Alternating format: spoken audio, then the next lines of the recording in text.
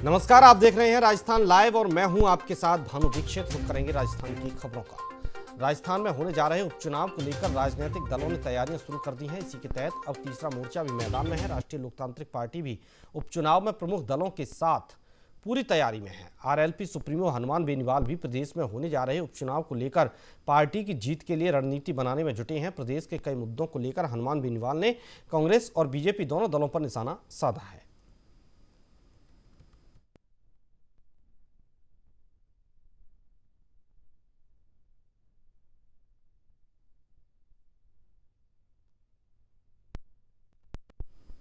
Police कर्मियों को अब पुलिस थाने में ही स्वास्थ्य परीक्षण की सुविधा मिलेगी। जयपुर पुलिस लाइन में तैनात 2 डॉक्टर पुलिस थानों में जाकर पुलिस कर्मियों के स्वास्थ्य का परीक्षण करेंगे। इसके लिए डॉक्टरों को हर थाने में जाने के लिए कार्यक्रम तैयार किया गया है। इससे पहले पुलिस कर्मियों को पुलिस लाइन में जाकर अपने स्वास्थ्य का परीक्षण करवाना पड़ता था, लेकिन कार्य व्यस्तता के चलते पुलिसकर्मी पुलिस लाइन में अपने स्वास्थ्य का परीक्षण नहीं करवा पाते थे। डीसीपी हेडक्वार्टर अमृता दोहान की पहल पर पहली बार पुलिसकर्मियों के लिए ये व्यवस्था लागू की गई है। स्वास्थ्य परीक्षण के लिए डॉक्टर हर दिन एक थाने में सुबह 9 बजे पहुंचेंगे और पुलिस कर्मियों की जांच करेंगे। पुलिस लाइन में तैनात 5500 पुलिसकर्मियों के लिए 1 मार्च से यह व्यवस्था शुरू की जा चुकी है।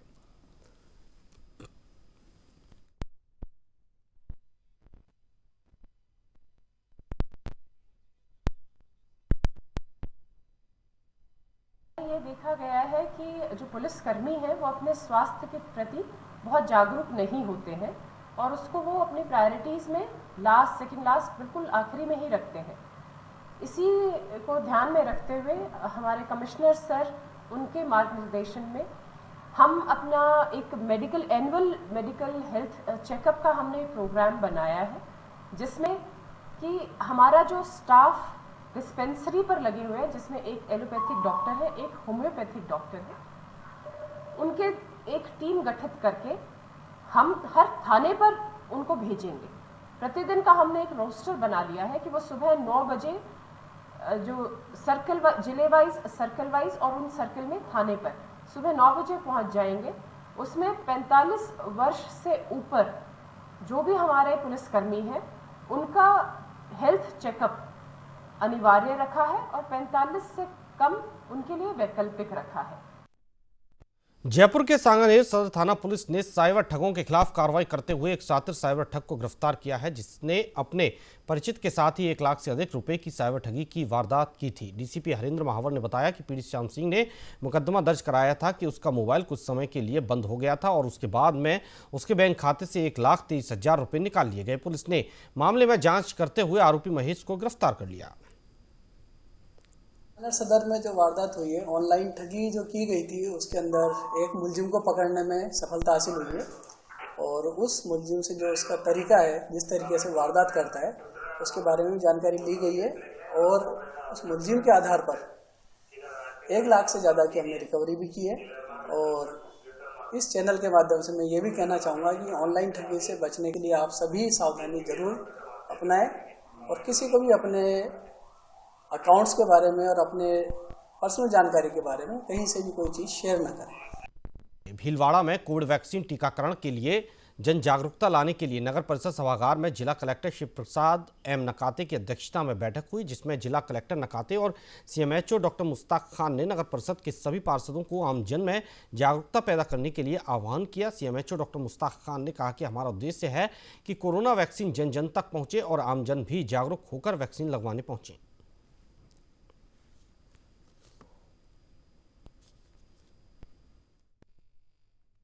तीसरा चरण है अपना कोविड वैक्सीनेशन का, वो 1 मार्च से ज़िले में शुरू हुआ है। आज तीसरा दिन है और जन भागीदारी बढ़ाने के लिए आज हमने यहाँ नगर परिषद चेयरमैन साहब के साथ, सभी पार्षदों के साथ, जिला कलेक्टर महोदय के साथ मिलके यहाँ पे एक मीटिंग आयोजन की है। सरकार की मंशा है कि 100% वैक्सीनेशन हो और उसके लिए बहुत ज़रूरी है कि जनप्रतिनिधि और जो समाज के जागरूक लोग हैं उनकी भागीदारी होनी चाहिए उसमें। तो जो कवरेज हमारा बढ़ जाए, लोगों में जो भ्रांतियाँ हैं उनको हम दूर कर दें, अपने लेवल पे वो लोग रजिस्ट्रेशन करा दें और हमारे जो हेल्थ फैसिलिटीज़ है जहाँ पे वैक्सीनेशन है वहाँ पर वो लोग पहुँचे और हम लोग उनका किसी तरह का साइड इफ़ेक्ट ना हो ये ध्यान रखते हुए उनका वैक्सीन करें, ये हमारा ध्येय है। तो कोरोना महामारी के वक्त प्रबंधन में जो विश्व स्तरीय नाम हुआ है, हम सबकी इच्छा है कि वैक्सीनेशन के मामले में भी भीलवाड़ा जिला भारत में नहीं विश्व में प्रथम आए और हम सब जनप्रतिनिधि जो अभी सरकार ने एक सीमा निकाली है 60 प्लस 45 से 60 के उन व्यक्तियों के लिए जो बीमार रहते हैं, जिनको शुगर, हार्ट अटैक या गंभीर बीमार से ग्रसित है, जिनको सरकार ने वैक्सीन लगाने का निर्णय लिया है, जो पहली तारीख तय की है 30 मार्च। हम उससे कई पहले इस वैक्सीनेशन प्रोग्राम को भीलवाड़ा शहर में और भीलवाड़ा जिले में कैसे अच्छे तरीके से इसको समापन किया जा सके और सभी लोगों को कोरोना वैक्सीन लग सके, इसकी व्यवस्थाओं के लिए हमारी क्या भागीदारी हो सकती है, इसके लिए मंथन किया हमने। दौसा में ग्राम विकास अधिकारी संवर्ग के सत्याग्रह आंदोलन को लेकर मुख्यमंत्री के नाम एसडीएम को ज्ञापन सौंपा गया, जिसका नेतृत्व राजस्थान ग्राम विकास अधिकारी संघ के जिलाध्यक्ष मोहनलाल सैनी ने किया। संगठन की ओर से मुंह पर सफेद मास्क, हाथों के बाजू पर सफेद पट्टी बांधकर गांधीवादी तरीके से 7 सूत्रीय मांगों को लेकर आंदोलन किया जा रहा है। इस दौरान जिलाध्यक्ष मोहनलाल सैनी ने बताया कि सत्याग्रह आंदोलन के बाद भी प्रशासन और सरकार की ओर से संगठन की किसी भी मांग पर सकारात्मक कार्रवाई की गई। इससे व्यथित होकर ग्राम विकास अधिकारी संघ द्वारा सत्याग्रह आंदोलन किया जा रहा है। राजस्थान ग्राम विकास अधिकारी संवर्ग की 7 सूत्रीय मांग पत्र को लेकर आज श्रीमान कलेक्टर महोदय को और मुख्य कार्यकारी अधिकारी महोदय को ज्ञापन दिया गया है, जिसमें संवर्ग की 7 सूत्रीय मांगों का विवरण है। सत्याग्रह आंदोलन के चरण में हमने सफ़ेद पट्टी और सफ़ेद मास्क के द्वारा एक गांधीवादी तरीके से सरकार का ध्यान आकर्षित करने का प्रयास किया गया है। कोटा के बहुचर्चित रुद्राक्ष अपहरण और हत्या मामले में हाईकोर्ट ने मुख्य आरोपी अंकुर पांड्या को 25 साल की सजा सुनाई है। साथ ही आरोपी को संरक्षण देने और उसका साथ देने के मामले में आरोपी के भाई अनूप पांड्या को आजीवन कारावास की सजा सुनाई है। तो वहीं अधिवक्ता मनु शर्मा ने बताया कि 9 अक्टूबर 2014 में तलवंडी के हनुमान मंदिर पार्क से 10 साल के मासूम रुद्राक्ष के अपहरण के बाद 10 अक्टूबर 2014 को बूंदी जिले में बालक का शव मिला था। इस मामले में कोटा पुलिस ने मुख्य आरोपी अंकुर पांड्या को गिरफ्तार किया था, जिसके बाद कोटा की अदालत ने आरोपी को फांसी की सजा सुनाई। वहीं अब हाईकोर्ट ने आरोपी की फांसी की सजा को खारिज करते हुए आरोपी को 25 साल की सजा सुनाई है। साथ ही आरोपी के भाई अनूप पांड्या की आजीवन कारावास की सजा को जारी रखा है। 9 अक्टूबर 2014 को कोटा के तलवंडी स्थित हनुमान मंदिर से रुद्राक्ष नाम के बच्चे का किडनैप हुआ था, जिसमें बाद में रैंसम मांगी गई थी 2 करोड़ रुपए की। उसमें 10 अक्टूबर 2014 को उस बच्चे की बॉडी मिली थी नहर में से, जिसमें पूरी ट्रायल चली। ट्रायल चलने के बाद कोटा की अदालत ने इनको फांसी की सज़ा सुनाई थी, जिस मुकदमे अंकुर पांड्या, अनूप पांड्या को। उस मुकदमे में उस फांसी की सज़ा के विरुद्ध इन लोगों ने माननीय उच्च न्यायालय जयपुर में अपील करी थी, जिसमें आज माननीय उच्च न्यायालय द्वारा इनकी फांसी की सज़ा को खारिज करते हुए अनूप पांड्या को उम्र कैद और अंकुर पांड्या को 25 वर्ष की कैद सुनाई गई है। डूंगरपुर के मातृ और शिशु अस्पताल से नवजात चोरी के मामले में पुलिस ने बड़ा खुलासा कर दिया है, जहां अस्पताल के गार्ड ने ही महिला को शिशु चुराने में मदद की, जिस पर पुलिस ने आरोपी गार्ड को उदयपुर जिले के खेरवाड़ा कस्बे से गिरफ्तार कर लिया है। तो वहीं आरोपी महिला के भाई को भी डिटेन किया है। ऐसे में एसपी सुधीर जोशी ने बताया कि गार्ड सूरपुर निवासी संजय ने महिला को बच्चा चुराने के एवज में 25,000 रुपये लेना तय किया था। बच्चा चुराने के बाद गार्ड के खाते में 10,000 रुपये जमा भी हुए हैं। फिलहाल पुलिस आरोपी से पूछताछ में जुट गई है। जो प्रकरण हुआ था, जिसमें एक 5 दिन के बच्चे को डूंगरपुर चिकित्सालय से उठा के ले गए थे, उसमें मुख्य मुलजिम हमने कल अरेस्ट कर लिया था। नीलू नाम की महिला अपने भाई के साथ आई थी और बच्चे को उठा के ले गई थी। उसी के क्रम में आगे पूछताछ से ये जानकारी मिली है कि इसमें अस्पताल में वार्ड की सुरक्षा के लिए जो गार्ड तैनात था, संजय कोटेड उसका नाम है, पिछले 4-5 साल से वो सुरक्षा के लिए वहाँ तैनात किया हुआ है। उसकी मिलीभगत की जानकारी आई है। ये ज्ञात हुआ कि कुल 25,000 रुपए के अंदर इस महिला ने गार्ड से बात की थी कि 25,000 रुपए देगी। उसके बदले में गार्ड ने उस बच्चा दिलवाने का आश्वासन दिया था।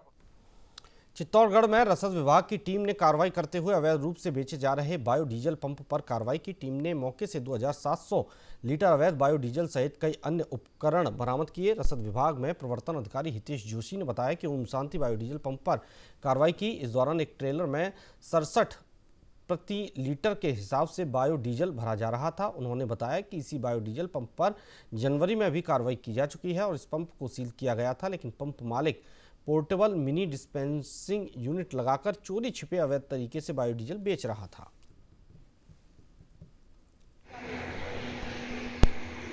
हाईवे पर बायोडीजल का अवैध व्यापार हो रहा है, जिसके आधार पर जिला रसद अधिकारी के नेतृत्व में यहाँ पर जब्ती की कार्रवाई हो रही है। बरामद किया मौके पर यहाँ पर 2700 लीटर बायोडीजल जो भरा हुआ था और उसके अलावा एक मिनी डिस्पेंसिंग यूनिट बना रखी थी, उसको जब्त कर रहे हैं। पूर्व में इस पेट्रोल पंप को सील किया हुआ था जिला रसद अधिकारी द्वारा।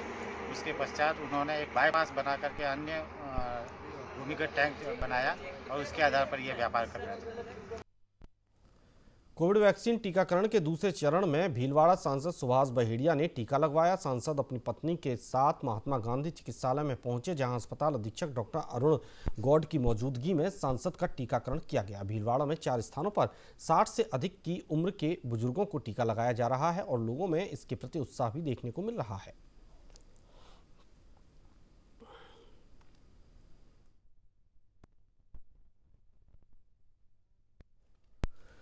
चूरू के सुजानगढ़ में असामाजिक तत्वों ने सफाई कर्मियों के साथ मारपीट और अभद्रता की, जिनमें महिला सफाई कर्मी भी शामिल हैं, जिसके बाद सफाई कर्मियों ने आरोपियों के खिलाफ कार्रवाई की मांग को लेकर नगर परिषद के सामने नारेबाजी कर प्रदर्शन किया। सफाई कर्मियों का कहना है कि बिना किसी तैयारी के तुगलकी फरमान जारी कर आयुक्त सोहनलाल नायक मनमानी कर रहे हैं। रात 8 से 11 बजे तक की सफाई के लिए हमारी ड्यूटी लगा दी। इस तरह का आदेश और किसी भी नगर पालिका और नगर परिषद में नहीं होता है।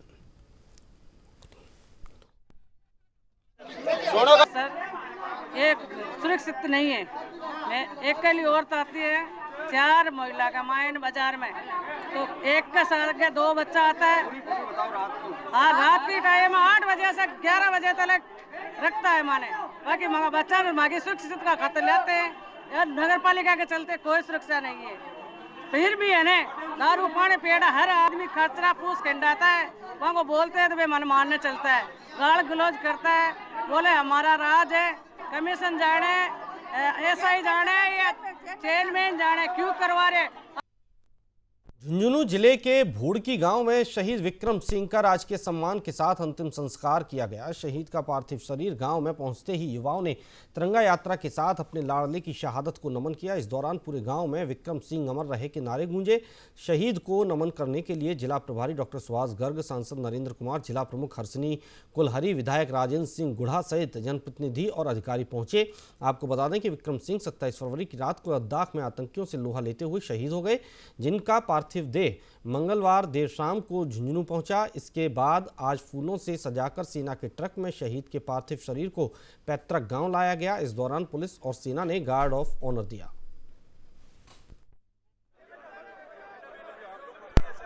वीर सपूत शहीद विक्रम सिंह जी के हम सब लोग यहाँ पुष्पांजलि अर्पित करने आए हुए हैं। पूरे क्षेत्र में बड़ी शोक की लहर है और आप सब जानते हैं कि ये वीर सपूतों की भूमि है झुंझुनू, और उस समय राज्य सरकार की ओर से श्रद्धा सुमन अर्पित किए हैं। और मैं इस मौके पर परमपिता परमेश्वर से यही प्रार्थना करता हूँ कि उनके परिवार को संबल दे, मजबूती दे, दिवंगत आत्मा को शांति प्रदान करे। राज्य सरकार पूरी तरह इस परिवार के साथ है और राज्य सरकार की ओर से जो भी होगा वो हर संभव मदद जो है इस वीर शहीद के परिवार को की जाएगी। भोडकी ग्राम है, इसमें शहीद विक्रम सिंह जिन्होंने जो बलिदान दिया मातृभूमि के लिए, इस शेखावाटी के कण कण के अंदर, पूरी शेखावाटी में, गांव-गांव में, नौजवान में, बुजुर्गों में, महिलाओं में इस देशभक्ति का जो जज्बा है जान देने का, ये सदियों से रहा है। और आज भी हमारी शेखावाटी, हमारे नौजवान इस देश की रक्षा के लिए नंबर 1 पर थे, हैं और आगे भी रहेंगे। बार बार उदयपुरवाटी को ये सौभाग्य प्राप्त हो रहा है। गर्व तो है इस बात का कि उदयपुरवाटी के नौजवान माँ भारती की सुरक्षा में अपने प्राणों की आहुति दे रहे हैं। पर बहुत बड़ी संवेदना भी है कि परिवारों पर इतना कहर ढहरा है। 10 दिन बीते नहीं, हरिपुरा के शहीद को भूले नहीं थे। इससे पहले आज फिर भोडकी में एक शहीद हुआ है। पर ये काम ऐसा ही है और वही लोग इस बात के लिए अपने आप को तैयार कर पाते हैं जिनके रगों में जान है, जिनका खून खोलता है। आज फिर भोडकी में एक शहीद भाई विक्रम सिंह नहीं रहे पर अपना नाम अमर कर गए। धौलपुर जिले के सैपऊ के राजकीय महाविद्यालय में भवन अभाव और शैक्षणिक अव्यवस्थाओं को लेकर विद्यार्थियों में आक्रोश भड़क गया। कॉलेज के मुख्य गेट का ताला लगाकर विद्यार्थी धरने पर बैठ गए। इस दौरान राज्य सरकार के खिलाफ जमकर नारेबाजी कर प्रदर्शन किया गया, तो वहीं पुलिस ने मौके पर विद्यार्थियों से समझाइश का प्रयास किया, लेकिन विद्यार्थी जिम्मेदार अधिकारी को मौके पर बुलाने की मांग करते हुए धरने पर बैठे रहे। इसके बाद छात्र छात्राएं उपखंड के बाजार से रैली निकालते हुए एसडीएम कार्यालय पहुंच गए, जहां एसडीएम कार्यालय के सामने प्रदर्शन कर विद्यार्थियों ने आक्रोश जताया।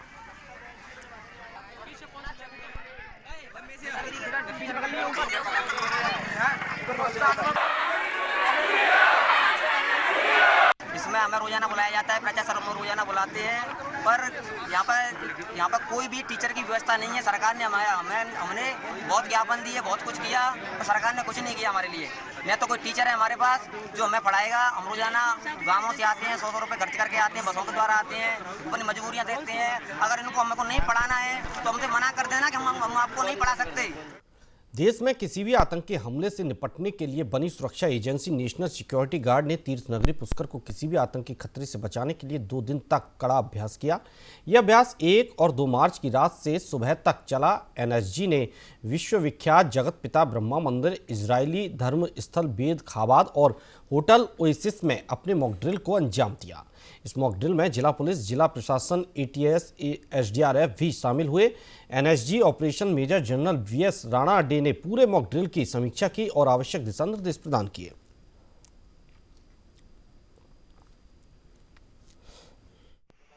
ये रेगुलर एक्सरसाइज है। हम रेगुलर जगह कहीं हिंदुस्तान में जितने भी ऐसे शहर है जहाँ पे मिलिटेंट थ्रेट, टेररिस्ट थ्रेट है, वहाँ पे हम जाके हम अपना प्रैक्टिस करते हैं ड्रिल्स का।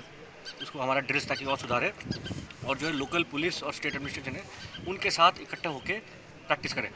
तो यहाँ पे हमें बहुत अच्छा लगा कि यहाँ पे जो स्टेट एटीएस है ये वेल ट्रेंड एक फोर्स अवेलेबल है स्टेट के पास और काफ़ी कोऑपरेशन मिला है।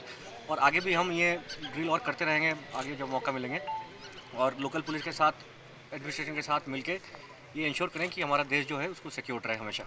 मॉक ड्रिल के पीछे ये लॉजिक रहता है कि जब कोई भी मिलिटेंट थ्रेट होता है या किसी प्रकार की कोई अनहोनी की आशंका होती है तो एनएसजी को हम लास्ट रिसोर्ट के रूप में यूज़ करते हैं। जब हमारे लोकल एडमिनिस्ट्रेशन, लोकल पुलिस और जो भी फोर्सेज हैं यदि वो उनको कैपेबल नहीं है उनको डील करने के लिए, तब हम एनएसजी को डिप्लॉय करते हैं। और उसी के पार्ट में कल हम ये एक एक्सरसाइज के रूप में मतलब जैसा कि एक्सरसाइज होती है वो एक तरह से रियल वॉर लाइक या रियल जो भी कोई इंसिडेंट हैपन होता है उसके हिसाब से ये एक्सरसाइज करते हैं और उसी का ये पार्ट था।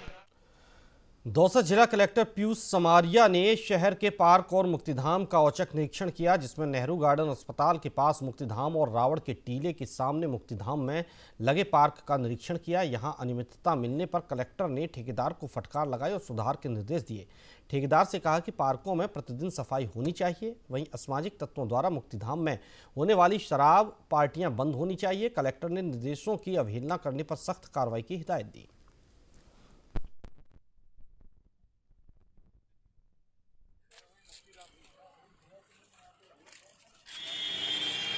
व्यवस्था को एक बार देखने के लिए और जितने भी गार्डन्स हैं और पब्लिक प्लेसेस हैं उनकी व्यवस्था को एक बार जायज़ा लेने के लिए शहर में एक राउंड कर रहे हैं नगर परिषद दौसा की टीम के साथ। इसमें व्यवस्था को एक बार जायज़ा ले रहे हैं। ठेकेदार को एक बार डिटेल्स मंगवाई हैं, जितने भी उनके ठेके पे लगे हुए लोग हैं उनके एक तो डिटेल्स और इंडिविजुअल के मोबाइल नंबर्स और आधार कार्ड, जिससे उनका फिजिकल वेरिफिकेशन एक बार हो जाए और उनकी कहाँ का अटेंडेंस ऐसे होती है वो करते हैं। सर 6 महीने पहले भी इसका इन्हीं पार्कों का निरीक्षण किया गया था, लेकिन अब में उसकी फर्क नजर नहीं आ रहा।